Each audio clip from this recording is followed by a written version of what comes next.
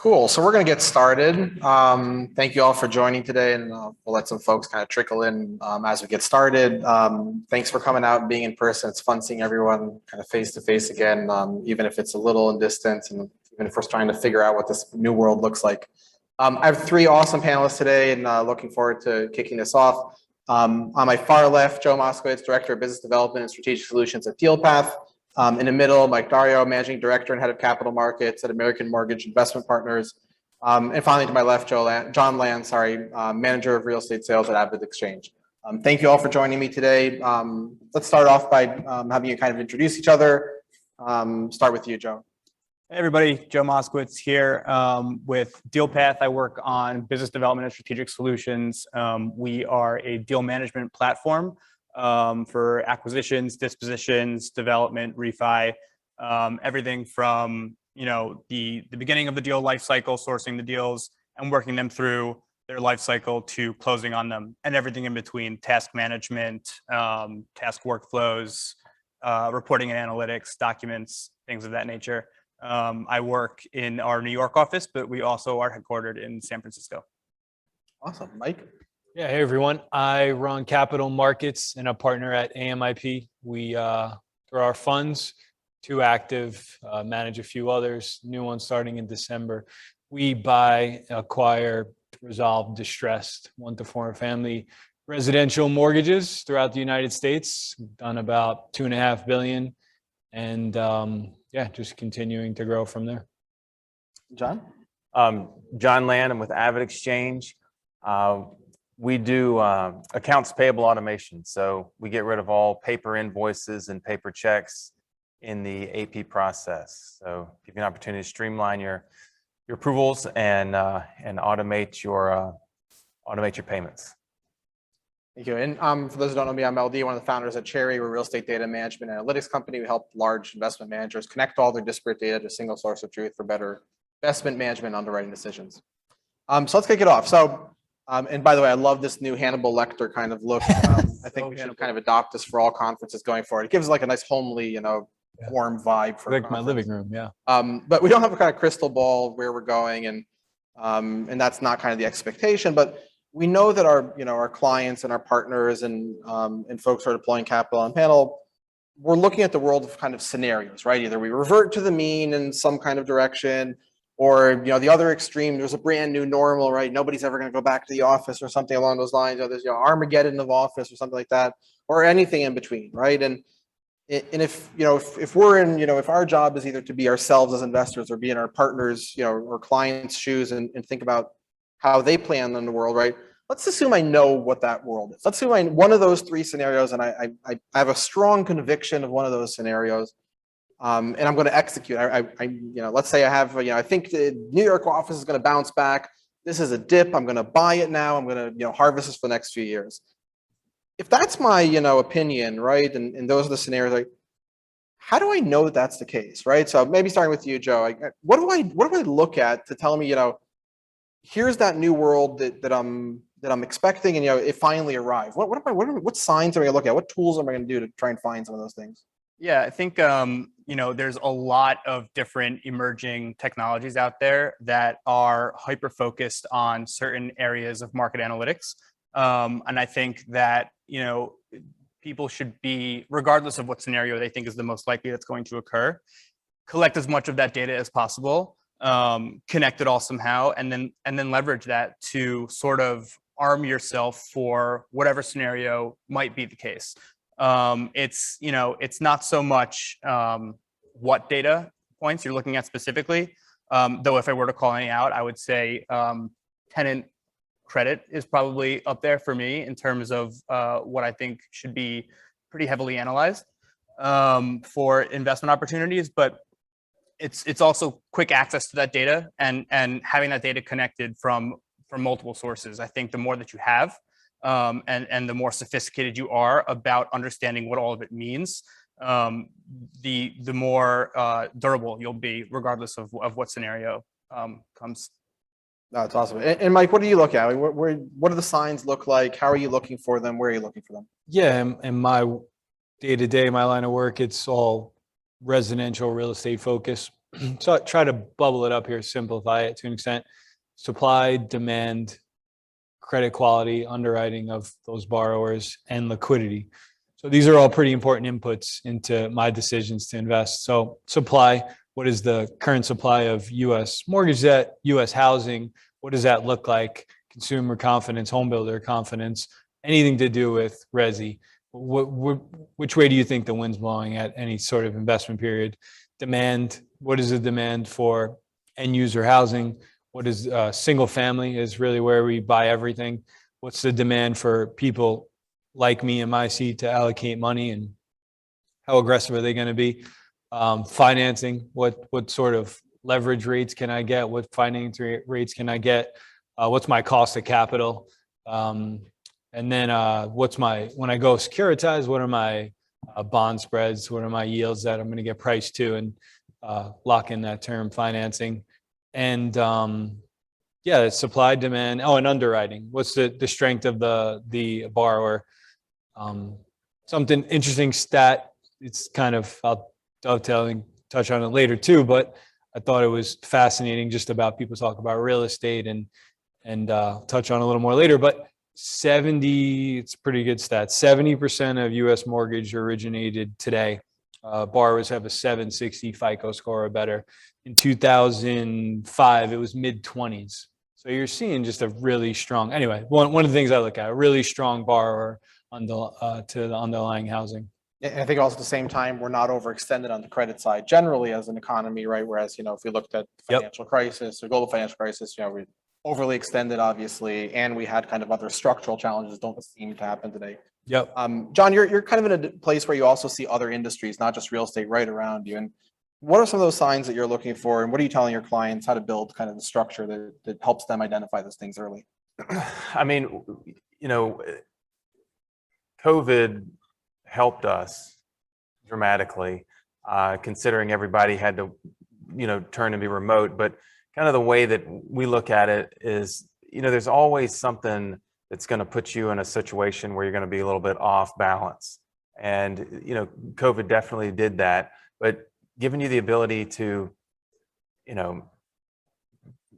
get tools that give you the opportunity to be a lot more flexible, be nimble, be mobile, have a lot more visibility. I mean, why would you not want to have those kind of things anyhow? So, in the world of AvidXchange, in the AP automation world, we offered that.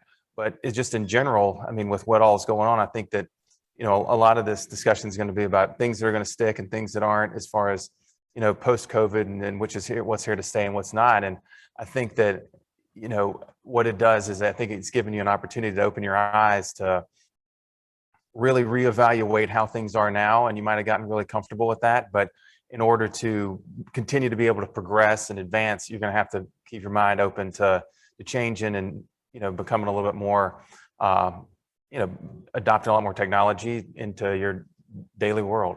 Yeah, I agree. And on that point, and I know, Joe, you and I have spoken about this, but when we look at kind of how our businesses have been doing over this last 18 months during the pandemic, business has been exploding, right? I mean, this is true for most technology solutions that have been pretty successful. Coming into pandemic, the success has been meteoric. What's changed? I mean, your clients before the pandemic needed your solution just as much as before. Why is it so much more successful now? I'll start with you, Joe. Yeah, and I think the one anecdote about COVID that I think is the truest thing that I've really heard is it didn't really, fundamentally change everything out of nowhere. It just accelerated change that was already inevitably happening. And so for us, yes, we were, doing well prior to the pandemic. And then, John, like you said, during the pandemic, it sort of really just exploded. I think that everyone sort of thought to themselves, okay, real estate investment is core to my business. It's fundamental to who we are as an organization, and that's not going to change. So what can I do right now as the world is sort of frozen to, better prepare myself when we pick things back up again? And so the spotlight was really turned on collaborative technologies that are foundational to that core business, right? And so we certainly benefited from that. And I think, one major difference that I've seen is, I've been in the prop tech space for a number of years. LD, you and I have spoken about this a lot, is that the technology users have become so much more sophisticated, so much smarter. Once upon a time, it was about data governance. How do I get my data to a spot where I can start applying analytics and be smart about my investment decisions? Now it's, how do I connect all of these data fields and data points and create custom fields, and in a much more sophisticated way. And so, one of the most requested product feedbacks that I get from the customers that I speak with is just continuously iterating on our API functionality, because our users are just collecting all this data from everywhere, and they want to be able to do this, that, and the other thing, and integrate this and connect that, to create use cases and things that maybe we haven't even thought of. So we're being educated on that front. But at the end of the day, I think that yes, we definitely have benefited from COVID and the spotlight being on prop tech. And I love seeing how sophisticated and educated the investors are. Yeah, it's pretty. Yeah, I just to kind of jump in on that. I mean, I agree with you. Years ago, 5-10 years ago or more, people were just trying to get technology to just work for them so they could just get their daily job, daily life done, and kind of keep their head above water a little bit. Mm-hmm. And now it's turned into a whole thing of like really trying to harness the ability that the technology has to offer to be able to advance and get out in front of everybody else and out in front of your competitors, as opposed to just like trying to figure out how to keep things afloat anymore. So you have a total different world. You have groups that are just trying to survive with technology, and you have groups that are absolutely thriving with it. So yeah, I agree. Mike, back to your point you made earlier about single family rentals and or single family residential more generally. We're going about that asset class, and in certain ways, it's almost like a sad asset class, right? It came out of the recession in 08, 09, and it's a story of people who would have loved to buy a house in whatever community we're looking at, but can't afford the down payment, whatever, right? And either the stock of multifamily in that area is not available or out of reach or whatever, or they just want a home for whatever reason. And then the reality is those same homes they would have purchased, 50 years ago, they're renting today as an asset class. But the flip side is an extremely lucrative asset class for investors, right? We're looking at an asset class which has, mid to high 90 occupancies, right? We're looking at for 25-year-old stock, right? We're not talking about for new stock, and we're looking at, record growth, something like 15 million-ish to 20 million properties, another similar number coming on the market in our next few years. How do we balance that, right? As one, it's extremely lucrative asset class, but the flip side, it's telling a bad story about two different economies. Yeah, I think it's a great time to buy real estate in the U.S. Like, I know I do what I do for a living, but I have a lot of experience with it, and I do a lot of research, so I can speak intelligently, and I have a fiduciary to make the right investment. So disclaimer, all that. But take away the San Franciscos and New Yorks, and they have their own story. They're their own anomaly.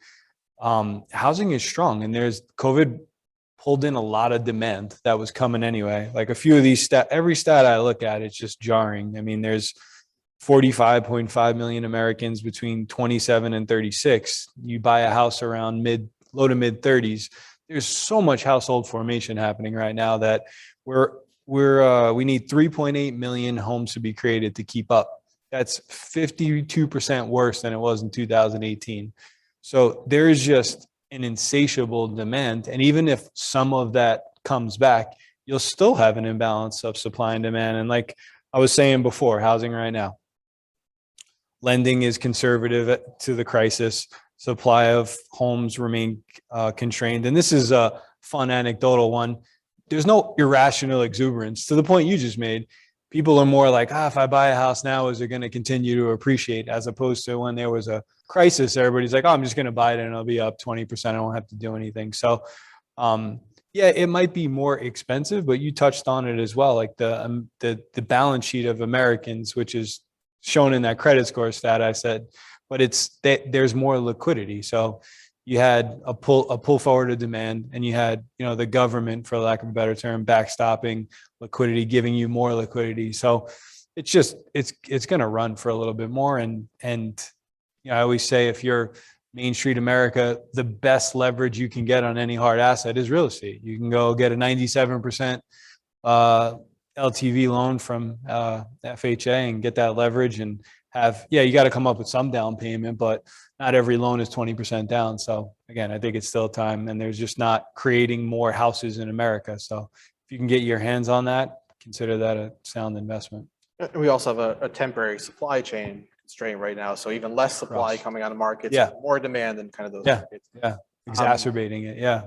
Joe, switching gears a bit, some of the things that we see in the market, to your point, I think are following a longer term trend, right? So we were on some mean, and we accelerated that trend, which was happening.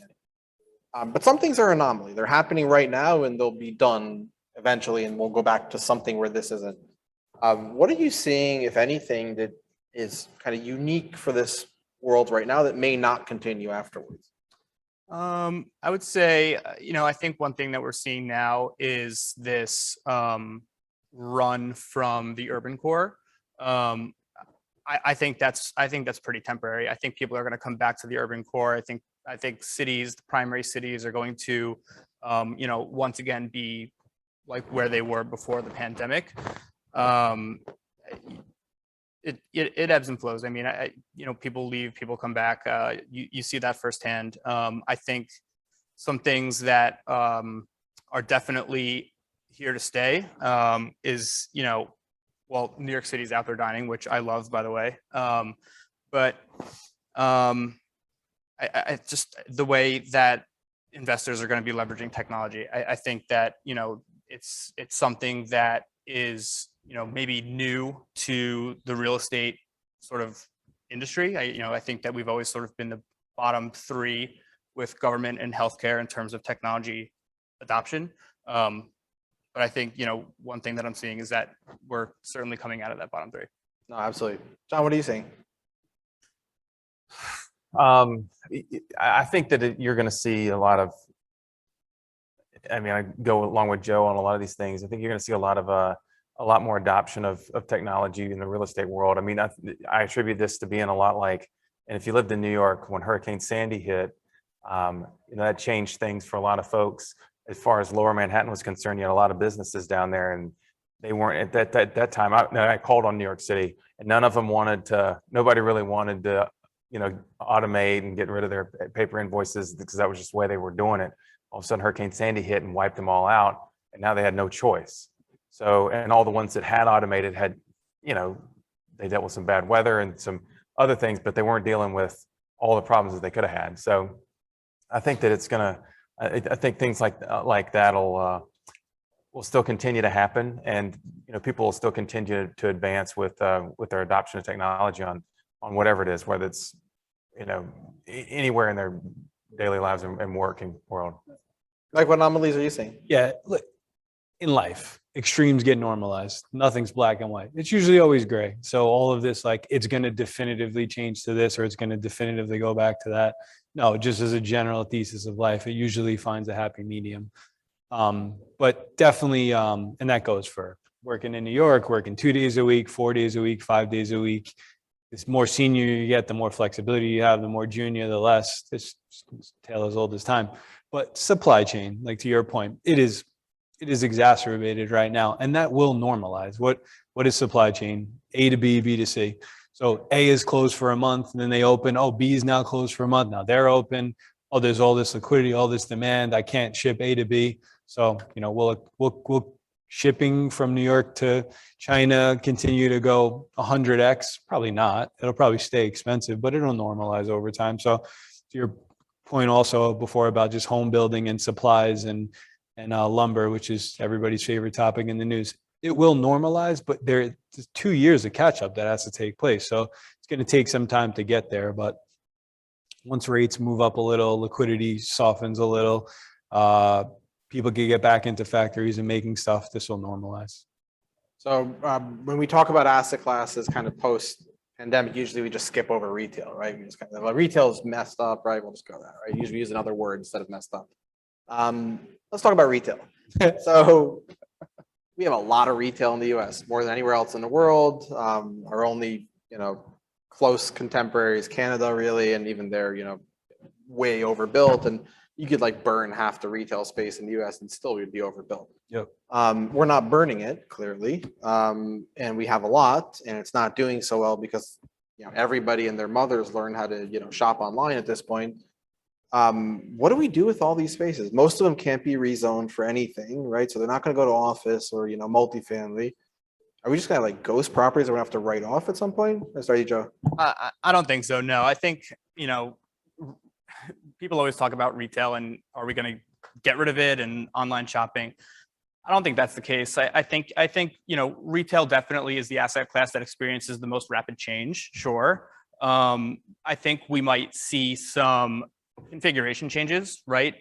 Maybe if the sales floor is smaller and the stock rooms are larger, right? So they could put a little bit more emphasis on their own sort of supply chain and delivery with fewer foot traffic coming in. I think that's one thing. I think retail will also see a little bit more focus on, and this is going a little bit further into the future, but AI, right? And sort of augmented reality. You know, how can we apply that to our virtual retail experience, whether it be, you know, applying paint on a wall or trying on certain clothing, you know, in that sort of sense. I think that's a really interesting trend that we'll see. And to that point, I think something else that we're going to see is sort of like all the things that we were focused on and trends that we were seeing pre-COVID are going to pick back up. And so, you know, back to a focus on ESG and sustainability and AI. And I think we're going to see these things reemerge now that we're sort of, you know, on our way out of COVID. But I think retail's certainly here to stay. Oh, for sure. Mike, how are you feeling? Where's the future of retail going? Yeah, I don't invest in it, but just as a everyday consumer, again, back to break these things down to its simplest approach. We're pack animals. We want to go interact with other people. They're going to repurpose, and there'll be experiences from, I take my daughter to a toy store that now has slides in it and all these demonstrations, and you're there for 3 hours where you might go for 5 minutes to pick something up. Or you go to, I live in Manhattan, you go to Nordstrom's, they took down the most retail space, I don't know, whomever, but you go there and shopping is third on the list. There's restaurants, there's stuff to do, there's demonstrations. So people are going to want options to experience things. And if wages continue up and people get promoted and there's more disposable income, they're going to want to spend more money doing other things. And everybody preaches experiences more than products. I think, yeah, like you can see from Amazon, like going to the store and buying supplies, you're not going to waste your time with anymore, but you can't go buy an interactive experience on Amazon. You can only experience that in real life in person. So I think it's repurposed. Some will get hit harder than others, but there'll be a need for open space to do things. Yeah. Also to that point, many of my teenage years, I think, in a mall, and we didn't have, you know, a beautiful ski resort like Mall of America. Yeah, right. A little fountain or something. Yeah, we just walked around. Yeah. What you say, Joe? I was going to say the baby boomer cohort. I mean, they're a massive cohort of our population, and they're certainly not at the forefront of e-commerce, right? And so I think they're certainly going to be returning to retail centers, and I think we'll also see more experiential type changes to retail as well. And we're consumers. That's what Americans do best. We consume everything. So that's why it's overbuilt. So pay for it, we'll try. Isn't it? It's not going anywhere. Oh no, I think that the whole retail space is just going to get converted into other things. Is kind of what I mean, with the cost of construction being as high as it is, and there's so much empty retail space out there, it's going to get repurposed into other things. I mean, I was driving to my in-laws the other day, and there was a grocery store that had, you know, gone out of business, and it was been sitting empty, and all of a sudden it's now an indoor storage facility, and I'm like, why didn't I think of that? Yeah. You know, it's been sitting there for a year or so, Yeah. and you know, big huge malls are getting, you know, purchased, and you know, universities and small colleges are buying them up, using them for space, or hospitals are starting to convert into. And like Winston-Salem, there's a huge mall right across the street from a hospital, and hospital basically, and the mall's struggling. The hospital basically just bought up a bunch of space in there. Oh, wow. So it's they're going to get repurposed into something else because you just have way too much area and space to let go to waste or try to rebuild something else somewhere else. John, you think that's a permanent trend?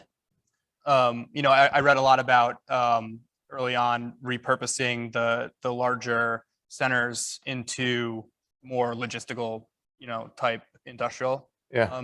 You think that's like a permanent? I think it's as permanent as I could foresee for the next, I don't know, 15 years or more. I mean, I can only just talk about my daily life and how I use these things. I shop online for practically everything. I couldn't tell you the last time that me and my family went to the mall, and actually bought something. So we don't really go out and do that very often, but that doesn't say that there's not a need for it and that the other people don't do that. So, but I don't think there's a need for anywhere near as much space as is out there. So yeah, I do think that a lot of it's going to be, get repurposed into other things, for at least for the near future. I think there's a lot about where they're located, right? And some of those malls sit in areas where the population or the demographic has shifted enough such that the mall and its anchor tenants can no longer sustain the structure. In those places, if that's the case, typically you can't convert it to anything either, because it doesn't make sense for a logistics center, because if it made sense for a logistics center, it probably would have already made sense for a shopping center in the first place, right? And so it typically doesn't make sense for that. And it's not close enough for last mile. It's not cheap enough to operate because it's sitting in some strip mall where it's actually expensive to operate this property, right? Or Westfield bought it at some ridiculous price and now they're expecting some rent on it. Those are going to be really hard to flip. Whereas a lot of the smaller shopping centers in core urban centers, those are really easy to flip to anything, right? Gut them out and they can be, ghost kitchens overnight, right? I think it's an open question there, but switching over to another topic. COVID's been weird, and you had mentioned like we're pack animals, and we haven't been in our packs over the last 18 months or so. And for some of us, it's been really fun. For some of us, it's been horrible, and because some of us are more happy or we're less happy to see their coworkers. But we're been surprisingly resilient too, right? The technology that exists today and the infrastructure that exists allows us to continue working. The vast majority of people in this room, but maybe not all professions, obviously, despite having to be remote and at home, and we're able to do so. And I feel that we're privileged because if we went back 20 years, this wasn't impossible. The bandwidth couldn't support Zoom. It's just not a possibility, right? But it's not been easy, right? That the fact that we can do this over Zoom doesn't mean it's been a fun experience, right? So maybe Mike, will start with you. Like, how has this affected you? People remote, your partner's remote, your employees remote. Has this done good things to your business, bad things to your business? Like, are you happy? Yeah, it depends on the day, but I could say it then depends on the person. So I could say happy, experienced people you have working for you that are self-sufficient in an office. Well, surprisingly, they're self-sufficient outside an office and they get stuff done and they work harder and they work longer. It's so operationally you become more efficient, but we've struggled with training new hires. And I was going to say in my business, but in a lot of all businesses, it's relationship building. So you learn you don't have a formal training program, but you sit next to the head person and you learn from watching them and you learn from interacting them, you learn from how they handle situations, and then you network with them, whether it's you go out after work or you just small talk in the lunchroom.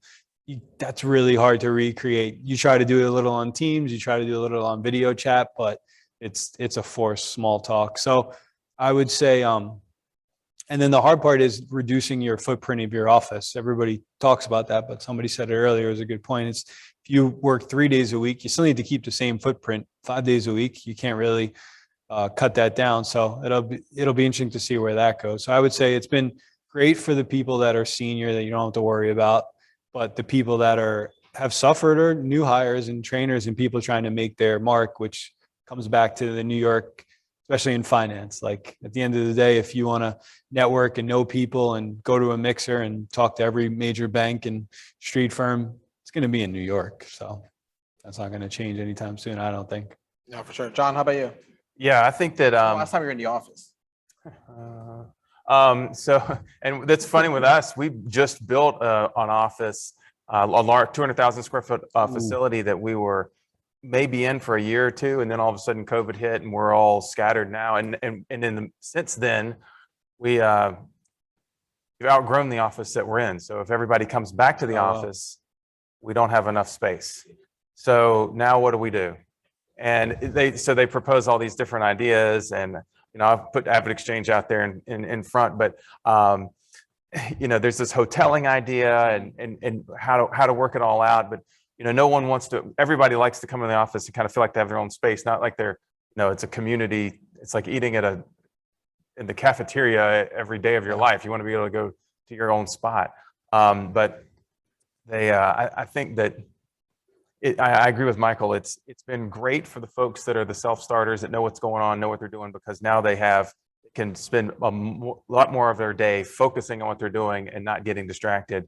Where the new hires and the people that aren't as tenured, they struggle a lot more. And I've had to do a lot more traveling to go visit with these people, so they don't have to feel like they're on an island, all by themselves.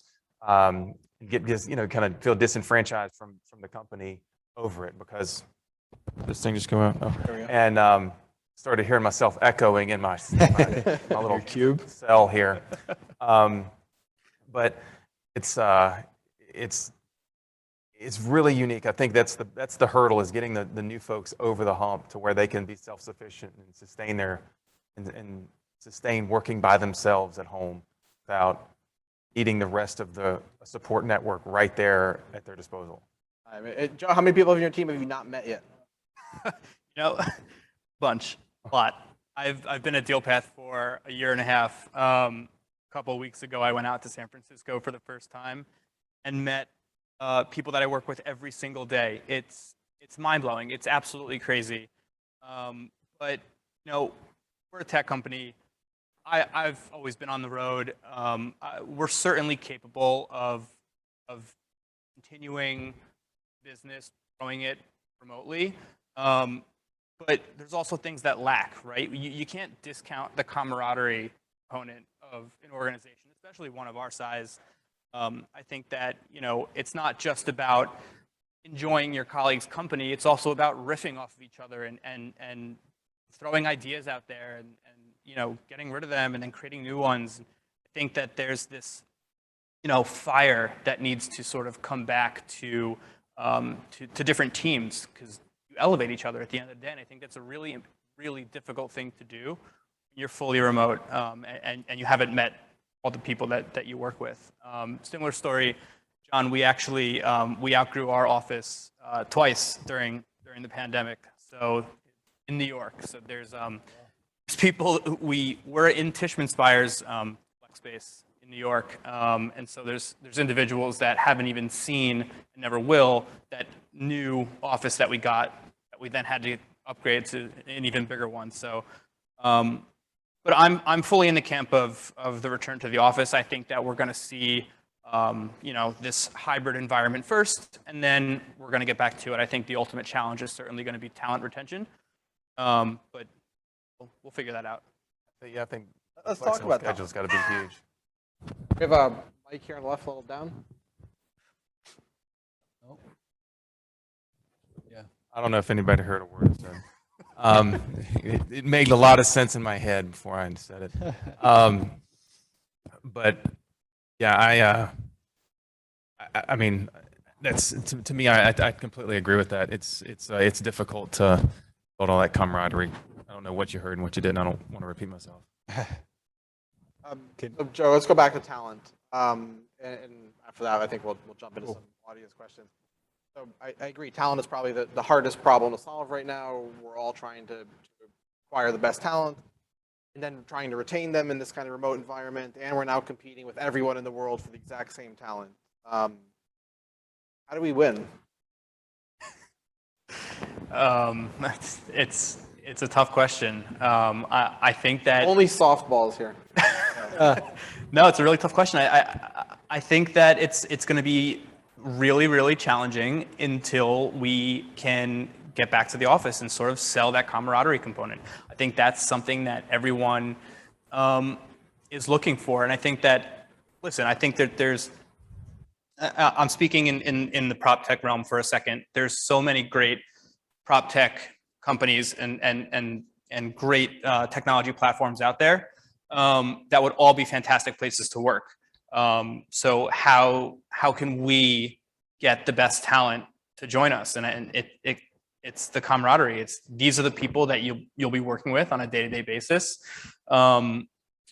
We're trying to, one thing that we're doing is trying to gather some folks in, COVID friendly ways in outdoor spaces, but gather them together with some, potential recruitment candidates that we're looking for, and let them mingle and talk to each other and just sort of bring that camaraderie to the forefront. So that's, something that we're trying to do a little bit. Mike, how are you retaining talent? Be flexible, find out what's important to them. But at the end of the day, this is what everybody loves negotiating, except when it's for themselves and they feel like they're being negotiated. Overpay for talent. You'll never, ever regret overpaying for good employees, because the cost of finding a new person is 5, 10, 20x, whatever you think you're overpaying that one person. And if you can have an overpaid, happy employee that's producing, makes your life so much easier. All of Mike's employees, this is the time to ask for a raise. If you're producing, if you're not, that's a hard conversation of, sorry, not in the cards for you. I think flexibility is the biggest thing right now. There was a time where everybody was adding all of these different amenities to their workspace, gyms and, whatever you could come up with inside. So everybody was like bowling alleys, all these crazy things that we were putting into workspaces to keep people there and try to keep people happy. But I don't think I can speak for Avid Exchange. I don't know that really matters to the large majority of the employees that are there. They're more concerned about, can this work for their daily lives and give them the flexibility that they need, considering that, their personal life and their circumstances have been changed more so outside of work than at work. Like with my kids, it's like, unbelievable now that, with COVID, their schedule's all over the place. It's hard for me and my wife to, wait till after 5:30, 6 o'clock to be able to go take them somewhere. They got practices starting at 3 p.m. So you got to have flexibility to be able to work with folks. And if you got a good employee that's a big self-starter, that's going to be a huge leg up for them, being able to have that flexibility. Sounds like there are a lot of implications here for how much space we'll consume as a result of that. Let's shift over a little to some of the audience questions. So starting with demand for retail went down. We saw that, but demand for other asset classes went up, right? So retail's down, double digits, and industrial's up in the low 20s, and multifamily's up, SFR is up, right? Is this a zero-sum game, or is this, they could all go up, they could all go down, right? Are these things, highly correlated to each other? Or is this, some places will bleed, some places will benefit? Mike, maybe you can take that one. I don't have a good response for that one. That's not my wheelhouse. Thinking about it. We tried, audience. Sorry. I'll take the next one. The other one have a good one. Yeah. We'll try the next one. So population shift. I think this will be our last one for today. Population shift, going from north to south, from, east to west, from large cities to kind of suburbs. Are we going to see new cities form, right? I heard once this, the pendulum theory, right? You can kind of imagine a pendulum running between two existing cities, and you drop the ball, and anywhere in between a new city can form, but it's rare that it would go outside of one of those types of constructs. Are we going to see new cities? Are we going to see suburbs become cities? Is this one of those things we're going to expect? Back to the old, everything's not black and white. Yeah, there'll be some displacement. There'll be new cities that pop up. Tertiary markets will become secondary markets. But are you going to move Goldman Sachs City out of New York City that have generational 20, 50-year leases, own the building, and MDs all live there? That's moving a Titanic. So that's going to be a lot harder. Are you going to move MGM and Paramount from LA and move the whole film industry to the Midwest? That's going to be hard. Things to watch are taxes. At some point, if you make zero net income out of your gross in New York, then sure, you've forced us to leave. But if you leave us a few dollars, maybe we some might new stay. Leadership changes. Yeah, geez, please. But yeah, so some cities will grow, but it'll be hard to displace New York for finance and LA for film.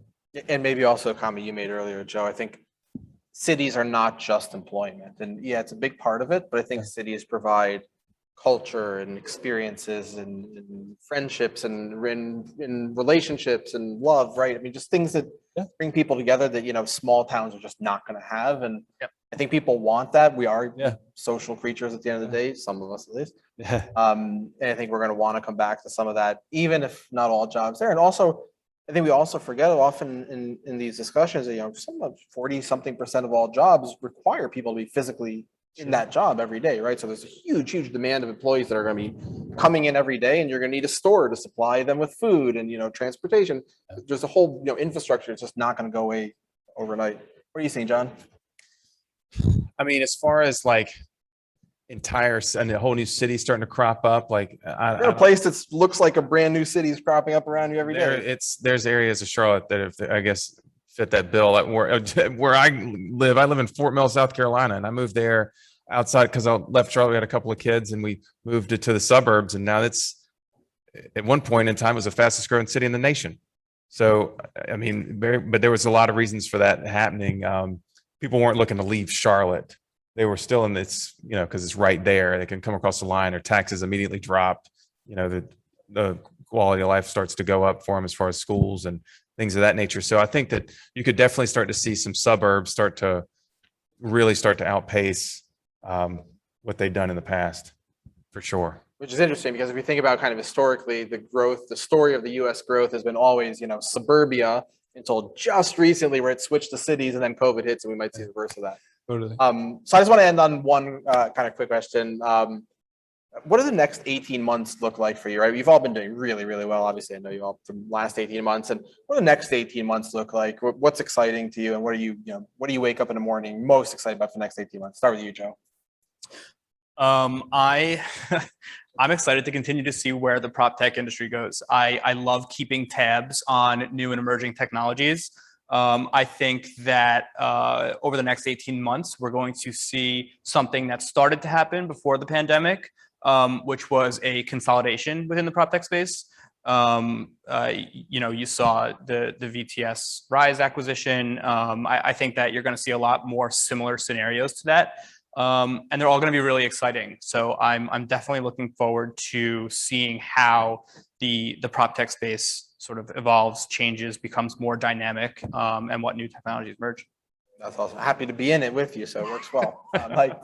Yeah, I mean, we're starting another fund, so I'll have to stay focused on residential real estate. But look, honestly, even in my personal life with it, I'm interested to see where it develops to. Like I said, this supply demand imbalances, it's red hot right now. It might just be hot. It definitely 18 months is a quick window. It'll stay hot. Liquidity will stay there, short of any exogenous shock. But even COVID and had a blip where it was that shock and lenders backed out. And for 2 to 4 weeks, there were no bids on things, which is why you saw assets fall. But then when it normalized, it came right back.